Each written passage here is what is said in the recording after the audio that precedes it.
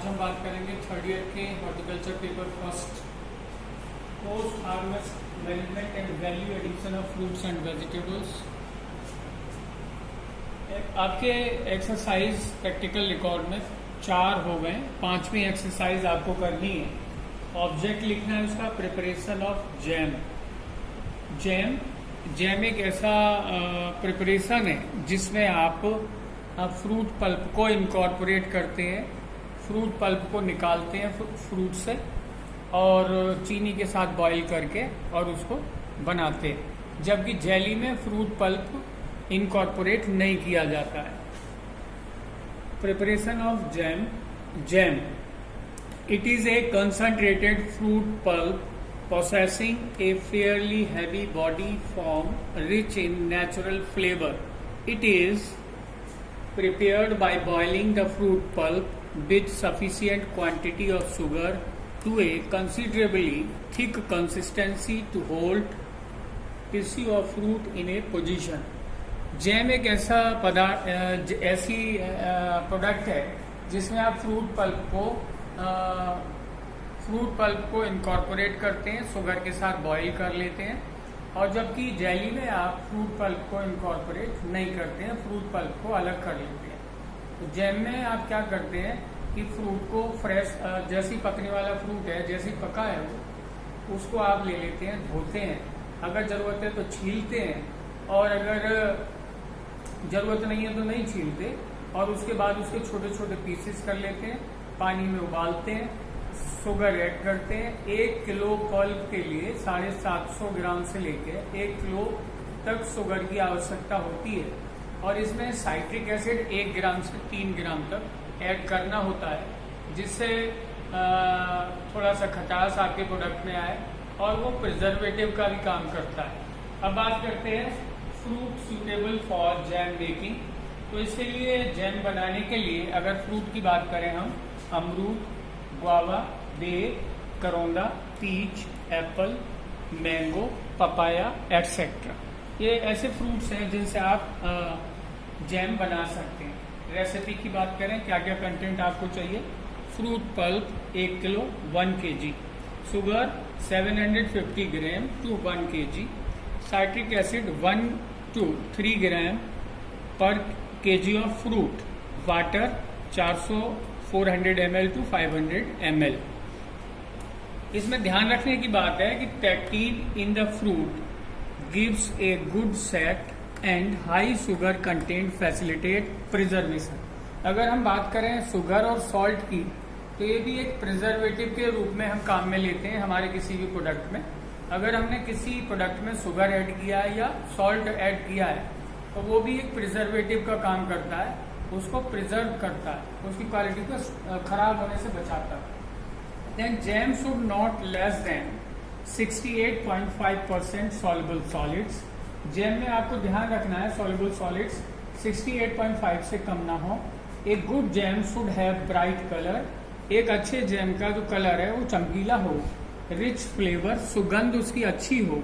Should not be सिरपी, और ना ही वो लूज हो, सिरप जैसा हो, और स्टिफ और कड़ा हो, एंड फ्री फ्रॉम क्रिस्टलाइजेशन, और क्रिस्टल्स भी ना बनी हो। तो जो आपका जैम प्रिपरेशन है, जो आपने प्रोडक्ट तैयार किया है, वो आपका यूनिफॉर्म हो। मेथड में अगर हम बात करें तो the fruit just ripened are selected, washed and peeled if removed if required. ऐसे फलों को चुनना है जो तुरंत पकने वाले हों, पक गए हों। वाश्ड, उनको धोना है और उनको छीलना है अगर जरूरत है तो। Second, the fruits are crushed और finally cut so that the cooked mass becomes fairly uniform. जब आपने फलों को धो लिया, छील लिया, और उसके बाद आपने या तो कुचल दिया या छोटे छोटे पीसेस काट लिए, जिससे एक यूनिफॉर्मिटी आ जाए। Then cut pieces are boiled. कटे हुए टुकड़ों को बॉईल करना है विद वाटर, पानी के साथ। Little water may be added to facilitate pulping. थोड़ा सा पानी ऐड करना है जिससे जो पल्पिंग है वो हो जाए। And cooking for sufficient liberation of pectin. पानी मिलाना है, बॉईल करना है जिससे पल्पिंग हो और एक लिबरेशन आ जाए, पेप्टीन उसका इकट्ठा हो जाए। Next, during cooking a little amount of citric acid, पकाते वक्त आपको साइट्रिक एसिड मिलाना है 1 से 3 gram per kg fruit pulp is added in extra sweet fruits to give a acid sugar blend taste. खट्टा मीठा टेस्ट बनाने के लिए आपको 1 से 3 ग्राम फ्रूट पल्प के हिसाब से देना है citric acid per kg fruit pulp. Pass the cooked material through a pulper cum crusher cum strainer. एक हैंड रोटेरी सीप से आपने या जो जिससे आप चलनी लगी हो और उसको मिला के उससे पास करना है आपके कुक्ड मटेरियल को, जिससे वो अच्छी तरह मिल जाए, उसका गूदा ठीक तरह से मिल जाए, एक यूनिफॉर्मिटी आ जाए। और उसके बाद after that the cooked the stain material in A separate pan. उसके बाद जब आपने बॉईल करने के बाद उसके गूदे को आपने बॉईल करने के बाद एक छलनी से छान लिया, मिला लिया, फिर एक अलग बर्तन में, अलग भगोने में उसको फिर पकाना है। Add desired quantity of sugar, जितनी भी वांछित शुगर की आवश्यकता है वो आपको मिलानी है और चलाते रहना है कंटिन्यूअसली। और फिर उसको चलाते वक्त ध्यान रखना है कि आपका वो जैम तैयार हो गया है कि नहीं। तो then test for end point, end point के लिए आपको टेस्ट करने होंगे। The end point of jam can be determined by the following test.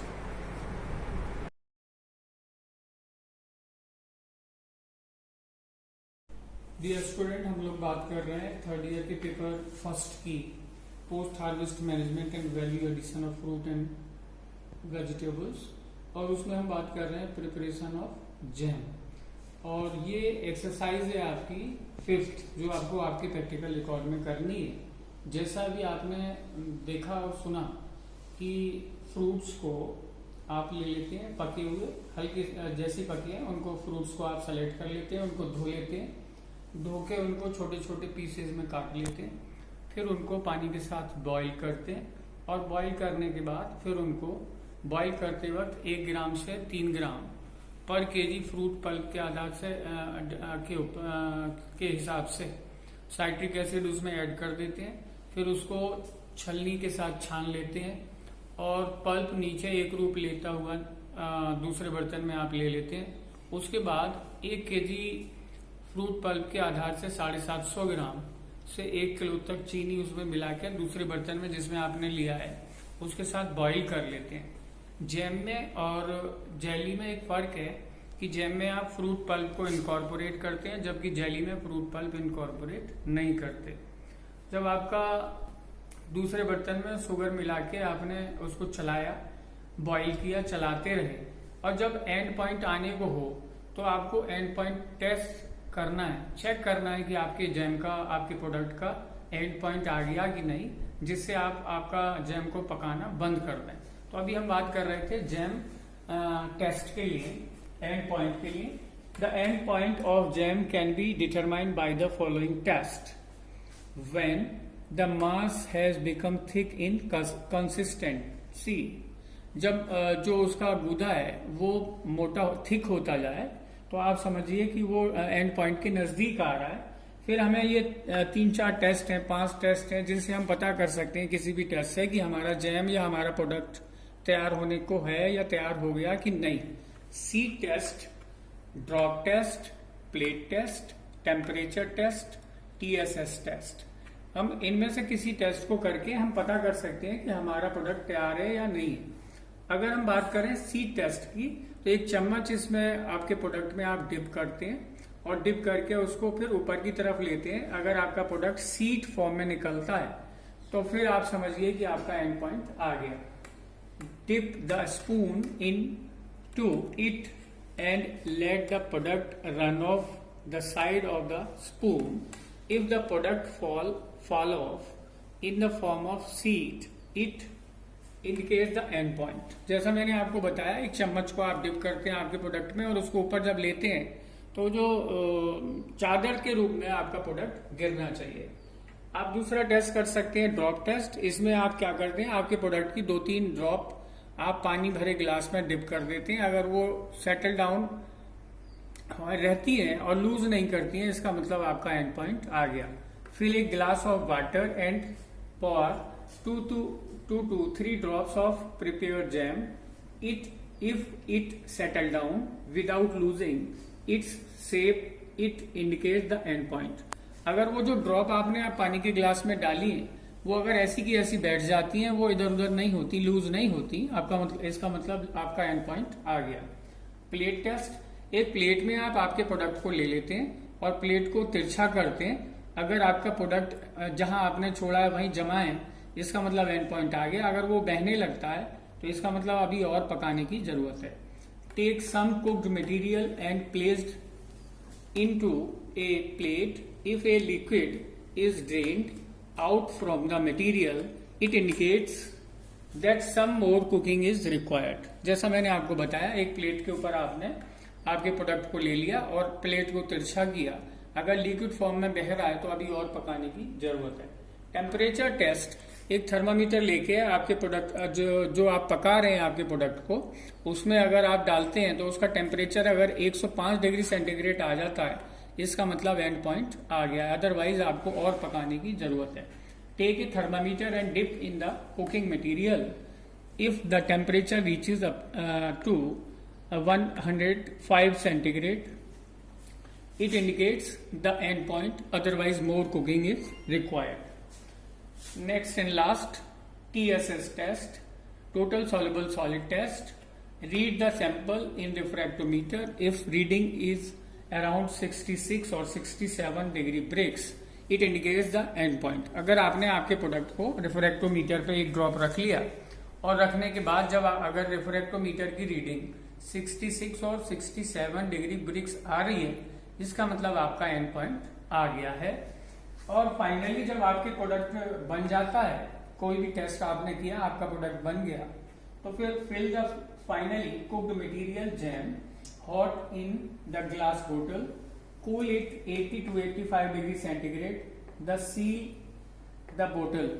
आपने क्या करना है कि जो आपका 105 डिग्री टेम्परेचर है, जो गर्म है, उसको आपकी बोतल्स धुली हुई साफ रखी हुई आपकी बोतल जो आपने पहले से धो रखी है, उनमें आपको भर देना है जार में।